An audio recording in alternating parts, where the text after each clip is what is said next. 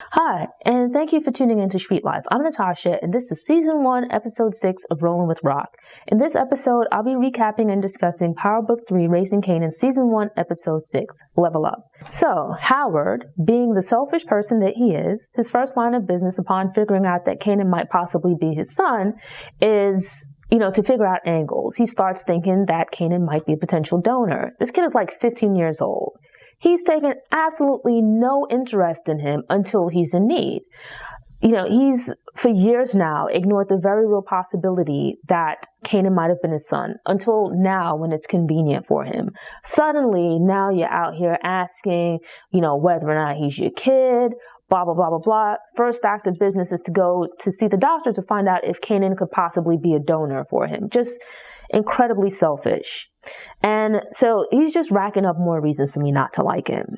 So anyway, with that, you now have Lulu starting to make some moves in the music business area. So he's like rendering assistance to Camacho, paying for expenses for the showcase that he's putting together, things like that. He's starting to branch off and do his own thing. RAQ isn't exactly supportive of this. It's not really clear why, right? Granted, they kind of had their hands full with everything else that's going on with the drug business. And I guess because they're like struggling a bit in that area, and here it is that he's taking money out of the business, taking attention away from the business when, it should be like an all hands on deck situation. It's not really clear how things are structured, where he's getting money from. But the fact is that Crown has now put him in the position of being like the money man. He's paying for expenses associated with Crown's record label.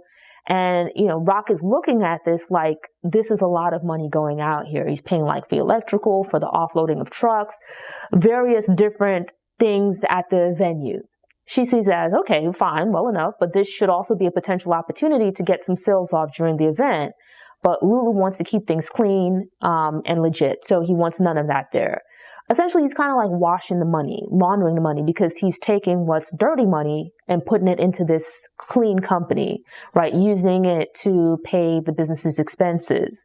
So RAQ backs off, but on the condition that he expects for Unique to abide by the same rules, meaning that if she can't set up to sell inside of the event, then it's only fair that he also make it known to Unique to abide by the same arrangement, right? So, basically, if she can't make money there, fine, but then Unique shouldn't be able to either. And I guess, that's kind of fair. So with that, she decides to let Lulu have his moment, which kind of shows you like, he's a tough guy, right? But he's a stand-up guy. Never mind that there's been some tension between RAQ and Unique's crews, right? He goes to see Unique in good faith with no drama or whatever, just by himself, which shows he's that guy, right? And it's explained to him that it's pretty much to explain to Unique that he'd like there to be no selling, no drama or anything like that at the event. To his face, Unique tells Lulu, yes, he agrees to these terms. But the moment Lulu walks out, he says that there's no such nothing happening. He's still holding a grudge for things that have occurred in the past. Some of his people that have been killed, I'm thinking mostly like Buck 20, and just the general tension and back and forth between him and RAQ. And then not to mention, RAQ's setup led to him having to kill his best friend. So there's definitely some hurt feelings on his side. But given the situation, he doesn't act on his feelings right in that moment. He exhibits some degree of self-control with the idea that they'll just set things off at the event, right? Most likely he just didn't want that smoke with Lulu in that particular moment. In the previous episode, following Scrappy's like dust up with Kanan, he was pulled into the police station and saw when Symphony came to pick up Kanan. RAQ pulls up on him and she doesn't know anything about the fight, but really just to talk to him, most likely about the situation with the stash. But him not realizing this, because he had nothing to do with the stash house getting robbed, he immediately gives up the information about getting into a fight with Kanan. Like not really apologizing, but stating that he had a right to defend himself, whether or not Kanan is RAQ's son. And this is news to her, right? Once again, this is another situation of Kanan getting into trouble, keeping secrets from her, lying to her. Once again, as she typically does, she doesn't immediately act on that info. She gives him an opportunity to broach the topic to tell her about it. He chooses not to. Once again, it's just this repeated thing of him either lying to her outright or by omission, just over and over keeping secrets from her.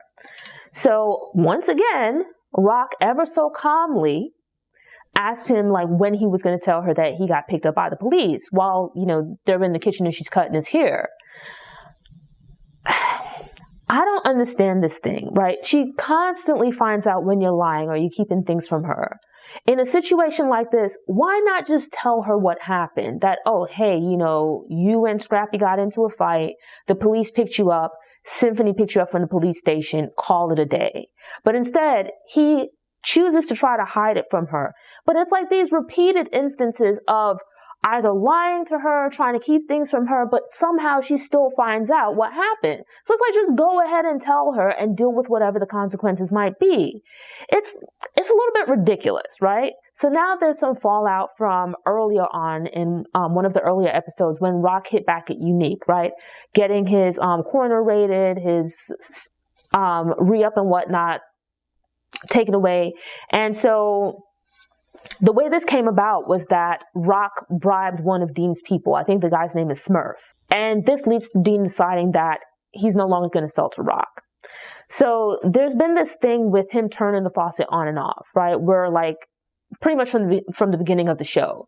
It sounds like both Unique and RAQ are coming off of a drought, which has likely contributed to the tension between the two crews in that they're having a hard time getting drugs to sell. And so whatever they can get their hands on, it's like feast or famine. And right now they're in famine or coming out of one. So they're fighting over corners for the right to be able to sell their stuff. And so RAQ setting up Unique is kind of like the last straw for Dean. Especially because Unique makes an agreement with him where he'll pay a premium of like 20% to take RAQ's share. So what RAQ had been purchasing, he's going to take that, but he's going to add 20% on top of it just so that she can't get it. Basically, Unique's trying to starve her out. He's trying to cut off her supply. It's actually quite smart. But the question you would have to ask is, Dean sells to both of them, right? He said earlier that he wasn't going to get involved in any squabbling between them. He would just sell to them both, and it's up to them to figure out how to coexist. But here he decides against selling to RAQ, basically picking Unique over her. Because it seems like he's just kind of tired of the nonsense. And for whatever reason, granted, Unique kind of started this thing off with him, right? With the police officer going to Howard and getting like RAQ's corner raided. But maybe Dean doesn't know about that. Anyway, here it is that he decides to stop providing her, right? Because he feels like everybody in this line of work is treacherous. They're willing to do whatever to get over. But he feels like RAQ especially is willing to go further than most, right? Willing to push all kinds of boundaries. Sort of like the reverse of Unique. But I don't really get that because with Unique, he told her quite the opposite, right? That he didn't think she was capable of being ruthless to the degree that was necessary. And here we had that we saw him kill his best friend. RAQ doesn't really resort to unnecessary violence, right? And so I think it might just be a matter of that he doesn't particularly like her, right? And then like she bribed his guy. So maybe that might be it. The way that she moves might just make him a little bit uncomfortable. They've already been having issues with the supply. And they're now in the position where they no longer have a connect. So it's like the little bit of drugs that they have was like robbed from the stash house, right? Unique has pretty much hit them twice. He took half their drugs. That's the first thing. So like half their drugs, a good deal of their cash. And now he's pretty much cut off their supply. So basically he's trying to starve them out. He's going to try to force them into a position of famine where instead of focusing on running their business, like the day-to-day, they have to focus now on just trying to stay afloat, right? Like trying to find a new supplier and this kind of stuff. But they call upon Juliana to make the introduction to her cousin. Meanwhile, Howard has called out sick because he's dealing with his own personal stuff. And this offers Burke, the rookie cop, an opportunity to get out on the street on her own without like being under his thumb. Usually Howard kind of brushes off most of the cases, right? So like D-Wiz, Buck 20's death, stuff like that. But she takes it upon herself to go out and try to do some legwork with those cases. And instead of focusing on Kanan like him, she looks into a jukebox, right? The reason being that she's close to Kanan and she's also close to these two kids that died, much as him. This is like their first contact. But when she comes across Jukebox, it's while Nicole is out in Queens visiting. And so she makes an attempt to bond with Jukebox over it, right? Like she picks up on it that Nicole is probably more than a friend, that they have like a romantic relationship and this is her girlfriend. And she seems to imply that she's been there, done that, and can be there for Jukebox. And so she has questions, right? She's trying to figure out, navigate this part of her identity. She suggests that, you know, Jukebox can talk to her. But it makes Jukebox a little bit uneasy because it's like she brushes her off and doesn't initially take her up on the offer because she comes out of nowhere with this. She's this random police officer that just comes up to Jukebox without really knowing her and is like trying to be buddy-buddy with her and whatnot. It's like the way these two police officers approach these kids is just, it's so weird. Kanan and RAQ are at home preparing to attend the showcase. You don't really see, aside from like dates with Symphony, you don't really see RAQ going out anywhere, right? Like aside from work or whatever. She doesn't seem to have any friends either. But the two of them are dressing to go out to this showcase and they're going to make sure to like be there. Kanan because Famous is performing, but both of them because Jukebox is performing at the showcase. So they're going to support her and also because Lulu's involved. So primarily to support Jukebox and Lulu. I would believe that's why RAQ is going, as I highly doubt that given the demographics, the young people you see there in the audience, I don't think she's there for the entertainment, right? But they get dressed up and before they leave. Remember, this is like the early 90s. Boyz II Men is pretty big at the time. RAQ is wearing like, you know, a dress and some heels or whatever. She dresses up all the time, so that's no big deal. But Kanan is actually dressed up in like a sweater and tie and whatnot, going for like the Boyz II Men look. If you imagine like the End of the Road video from like their first album, that kind of preppy look that they have with the sweaters and ties and stuff like that. He's like trying to recreate this look. But in wearing a tie, you know, RAQ tells him that he looks great, he looks cute, but like, you know, she can't really help him with this style. She's a woman, she doesn't wear ties. You know, there's no man in the house or anything like that. And so she kind of expresses that this is like one of the few moments when she kind of wished that there was a man in the house, or I guess more dependably in her life to kind of help her with Kanan. So in this instance, like generally speaking, a man in the house would more likely know how to help Kanan with his tie, how to teach him to tie a tie. Yet somehow, in the midst of saying she doesn't know how to tie a tie, she still figures out how to tie it. While they're having this conversation, she states that it's one of those moments where she wished she had a man to help her with him, like raising him, because she's a woman. I think it'd be different if like she had a daughter, but with him being a boy, there's certain things that she just doesn't have experience with. He asked her about what are the other times that she's felt like that? And so she mentions like when he was a baby and she had to take him in for his like shots and stuff like that. And like he was crying and whatnot, and she felt badly and wished that like he had a dad to take him to appointments like that, like things that she didn't want to deal with. There would be someone else to deal with. And so she asked, you know, if he's ever felt like he's missed out on having a father. But, you know, she's had these other boyfriends and things like that. It's not exactly clear how long they were around for, like as far as how long she was dating High Post. And it seems like DEF CON was probably out of the picture by the time, you know, Kanan was still a little boy. But not having had a father figure and only knowing RAQ, it's like he doesn't know what he missed out on. So he can't miss out on what he's never known, right? I don't think she's a bad parent, right? I think she's actually pretty well intentioned and makes an effort to take good care of Kanan. But I still understand the rationale of her feeling like, she wished that there was a man around, right? Someone to kind of help carry a little bit of the burden of trying to raise this kid. But all things considered, I think she's been like more than adequate as a parent. Not perfect, but, you know, doing the best she can, I think, given the circumstances. There's room for improvement, but, you know, she's okay. So anyway, RAQ arrives at Baisley. The elevators aren't working, and as usual, she has to walk up the steps. It's like, I don't know how it is in other states, and I don't know about the projects, but I know from living in an apartment building when I was a kid growing up that the elevator being out was just like a constant thing. You know, fortunately, it wouldn't be out for like stretches of time, maybe like a few hours, sometimes maybe a day or two until they could get it fixed. But when you come in and the elevator is out, especially if like, God forbid that you have stuff to carry like groceries or laundry, it's like, whew. But, you know, she's been back and forth to the building as they're doing construction in this unit that she's taken over. And, Darius had warned her that if the building inspector finds out, because this is public housing, everything is strictly controlled. Any construction in the apartment, as far as like structural changes, you would need approval. And if the building inspector finds out about it, it could be like serious problems and issues.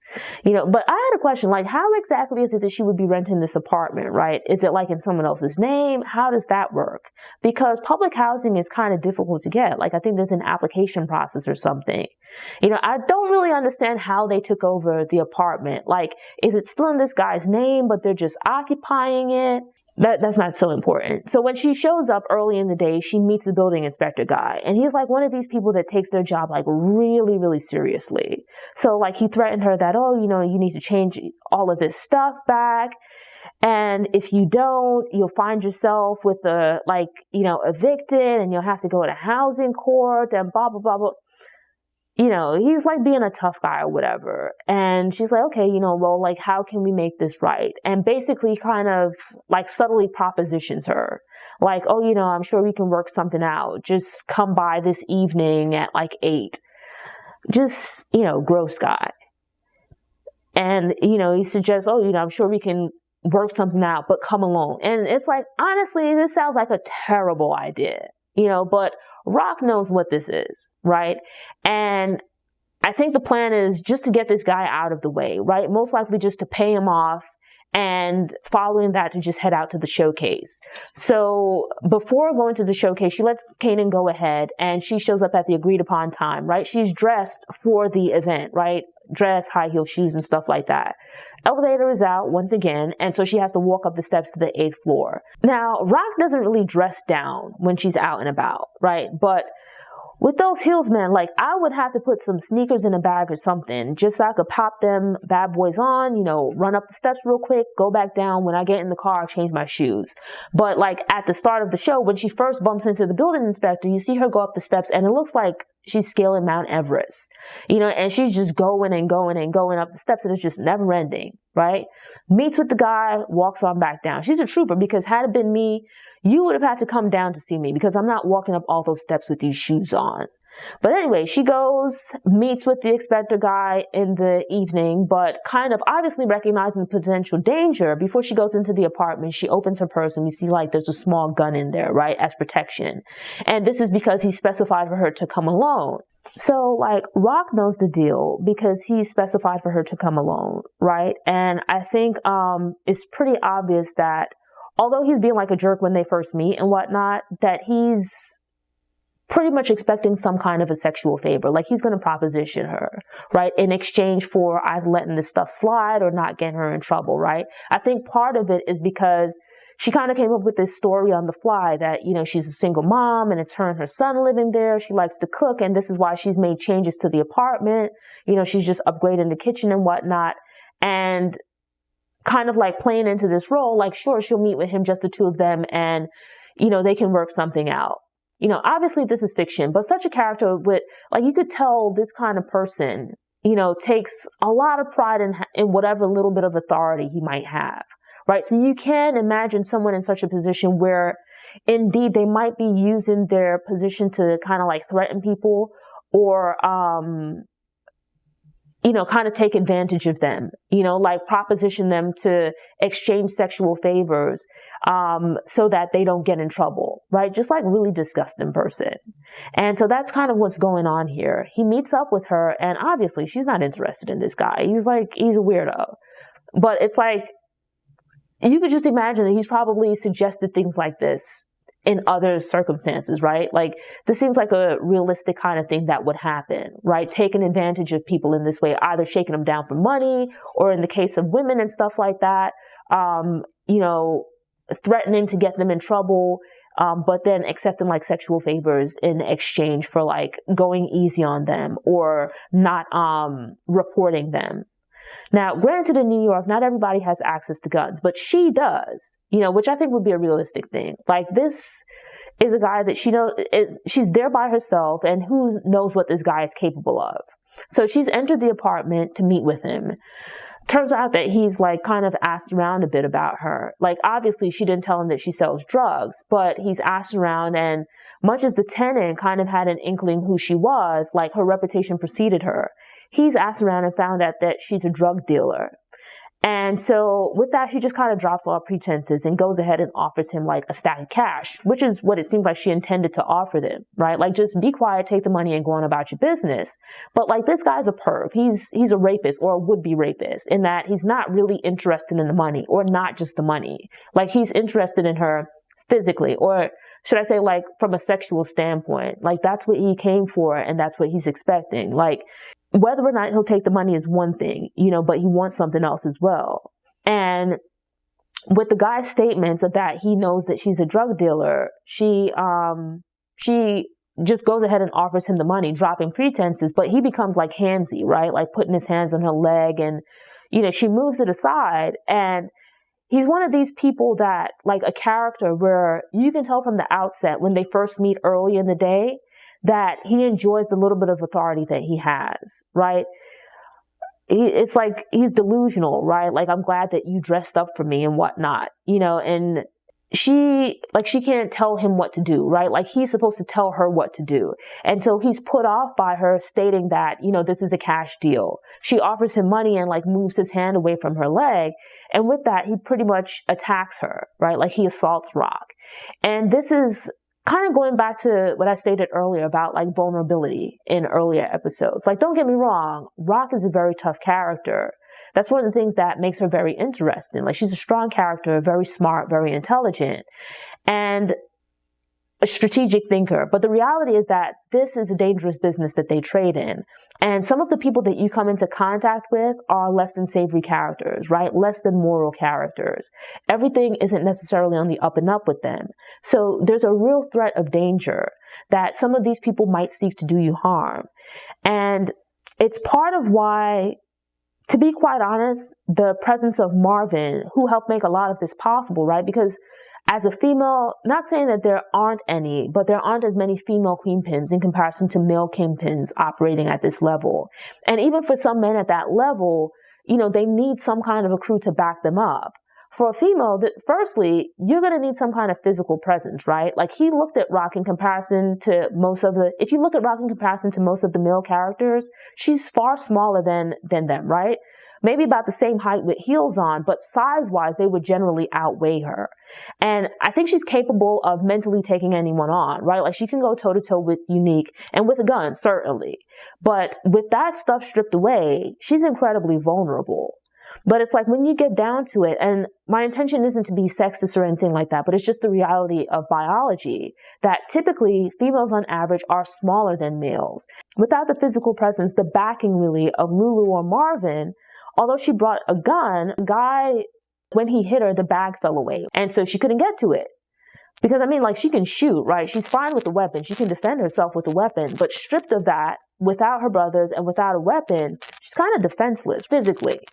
And so the guy here is a predator. He sets the stage for this situation to go down. And like, she showed up most likely just expecting to be able to pay this guy off. As you see, like, she doesn't have a problem. Generally, she'll try to avoid resorting to violence. If she can pay someone off, she'll do that. And so it's kind of like this thing with rape, which is essentially what he tries to do. He's a would-be rapist, is that it's about power. Her offering him money, she's willing to pay him off. She doesn't have a problem bribing people. We see her do it multiple times. And it seems that she prefers to revert to that rather than violence, because she doesn't just go around willy-nilly shooting and killing people. Where possible, she'll try to keep things quiet and she'll just pay people off.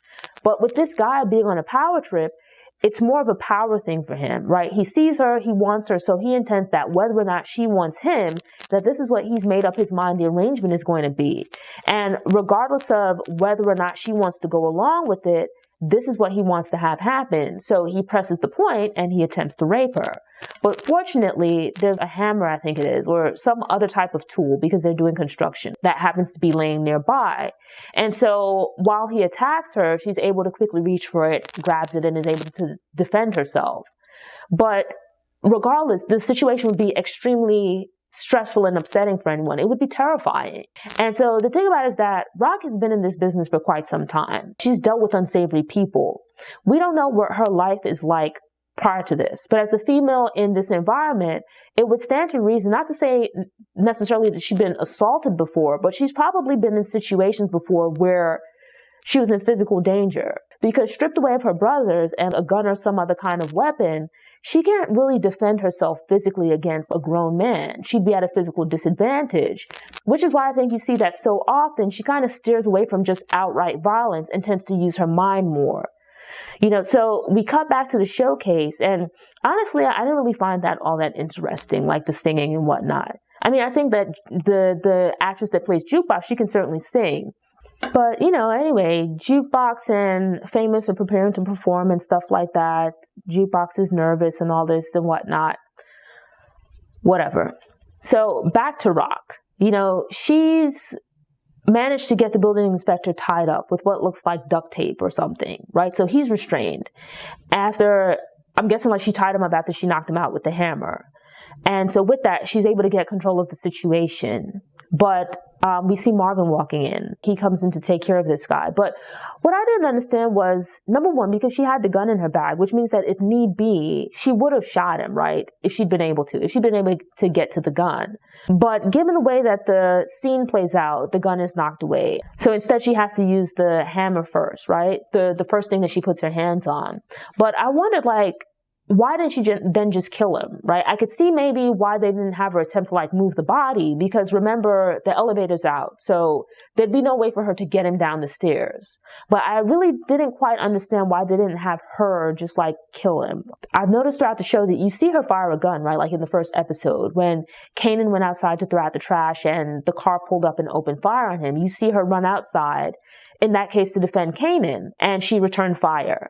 So it's she's comfortable with the gun, but I didn't quite understand why it is that in this instance, especially because I would take it that you'd be angry at this particular guy for attacking you. You'd be stressed out and whatnot, because had things gone, let's say there was no hammer and they had written the scene differently, there could have been a very different outcome to that assault.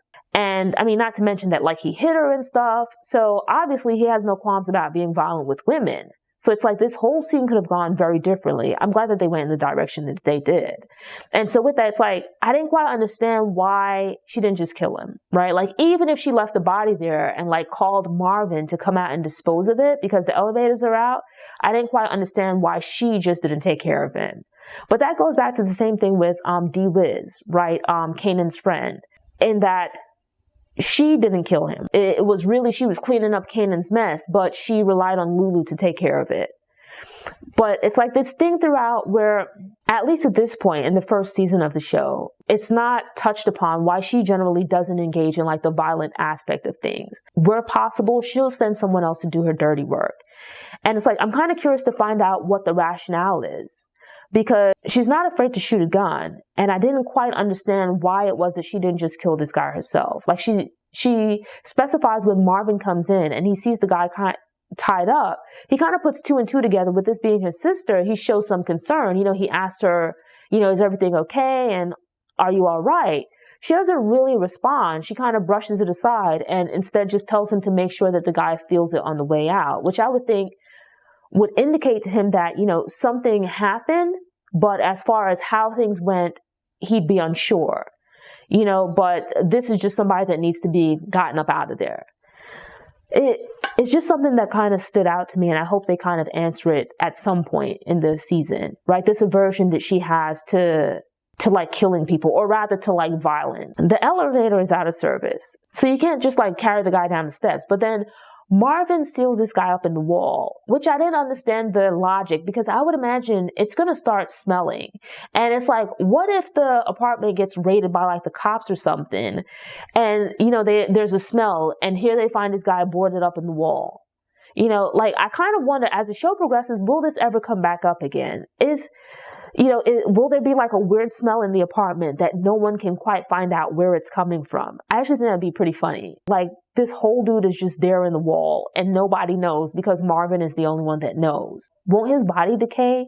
And fluids or whatever start dripping down to the floor below? It just sounds like a bad idea. I don't understand the rationale. But, Marvin being Marvin, he takes advantage of having a captive audience in the person of the inspector. he speaks about being seen as messing up all the time, right? And he specifies that everyone makes mistakes, right? RAQ makes mistakes, but people make it seem like he's always messing up, like he's the problem and he can never do right. So you can tell that some of the things that they say to him, that they kind of hurt his feelings, which it's sad, right? But the reality is that Marvin messes up a lot, and that's just the reality of the situation. And in this business, it's not like these are small things that he's getting wrong. These are things that he's messing up that are potentially putting their lives and liberty at risk. So obviously, I understand him being upset about it. I understand him, feeling hurt about these implications. Like, you don't want to be known as the one that just constantly messes up.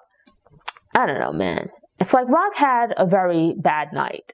She had a scary experience. She narrowly escaped being raped, which I think for anyone would be incredibly traumatic.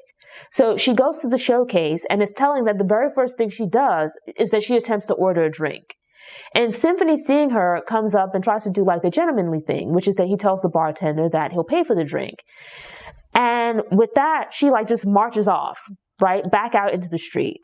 And he follows behind her because he wants to know what's going on. And the two of them get into it, right? Once again, she takes off on him, which in this case, the first time I felt like she was dead wrong there. Here, I think her anger was misplaced, but I understood her being upset, right? Like she had an incredibly traumatic experience, and I think it really shook her up. And it seems like when she spoke to Kanan earlier, she was annoyed more than anything because she didn't really yell at him. She just told him that he was being annoying by constantly messing up and hiding things from her. Given the experience that she had that night, let's say she'd seen Symphony earlier in the evening, right, before she had this situation with the building inspector, the conversation probably would have gone far differently. But having had this traumatic experience, she starts talking to him about him betraying her. And I mean, he didn't really betray her. He just didn't tell her, which is bad enough. But I give her a little bit of grace because the other characters don't really know what happened, right? Marvin has some idea, but she hasn't spoken to Symphony about it at all. She hasn't explained the situation to him or anything like that, so he doesn't know.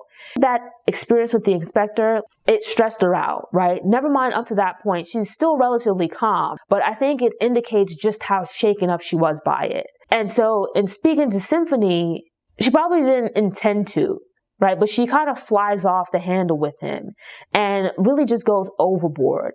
I think it was definitely something that they would have needed to talk about as far as him keeping secrets or helping Kanan to keep secrets, right? That's unacceptable. But I don't think the conversation would have gone that way if she didn't have that experience with the building inspector. You see that, and so with that, they get into this fight and they end up breaking up, it sounds like, in front of the venue. He walks off and she goes on about her business. It looks like she's getting ready to leave or whatever, but she turns back around because there's a commotion in front of the venue. She goes back across the street and kind of stands next to Lulu, and just her presence alone kind of settles things down. And as in the last episode, when they had the showcase, RAQ tells Lulu that she's proud of him. He's doing a good job with the music and stuff like that. But then she kind of rains on his parade by telling him that, to enjoy his night, have a good time and whatnot. But tomorrow when the sun rises, they're back at it. This is his thing for the evening. That's fine. But understand what the business is, which is that they sell drugs and they're going to get back to that tomorrow. In the meantime, enjoy yourself tonight. Just remember what the mission is and what we're on. And so from there, it looks like she's getting ready to leave, but she bumps into the rookie police detective woman, Burke, I think is her name. Howard's been hounding her son, and it's just all of these different fires to put out, situations to deal with. But ultimately, while everyone else is still out, she simply stopped off and whatnot because everyone else is still at the event, but Symphony kind of stomped off after their argument, and she leaves as well after speaking to Burke, telling her to pass along a message to Howard to leave her son alone. And Symphony is understandably upset because of the way that she approached him, right? The way that she spoke to him. But it cuts back to her being at home, and you see that she's actually really shaken up, right? There's a lot going on in her life. And so you see that while everyone else is at the venue, it probably just ended up being too much for her and she left and went home. there's a lot going on at the event, and one thing that gave me pause was Nicole hitting the lace blunt that Crown had offered her, right? Because in my head, when I saw that, I said, I don't think this is going to end well. So while everyone else is out having a good time, RAQ is back at home. And you see her like sitting, just staring off into space. And then later on, Kanan is like sneaking into the house, seems to be kind of late at night, and he's trying to avoid waking her up. As you can see, as he heads to his room, that she's already in bed, probably drained of energy and whatnot, given the day that she's had. Scrappy, along with Warrell, are sent by Unique to the event to get into the venue and stir up trouble, right? With the best case scenario being that they'll go to the show and, if possible, they'll hit Lulu, right? And I think Unique kind of peeped it from the beginning that Scrappy hadn't really changed sides, because like he was speaking to him like real reckless, calling him a turncoat and things like that to his face. Things don't go according to plan, as Scrappy shows that he is still loyal to RAQ and her people. And so in turn, they end up torturing him. Scrappy, Kanan's just made it back inside the house. RAQ is inside sleeping.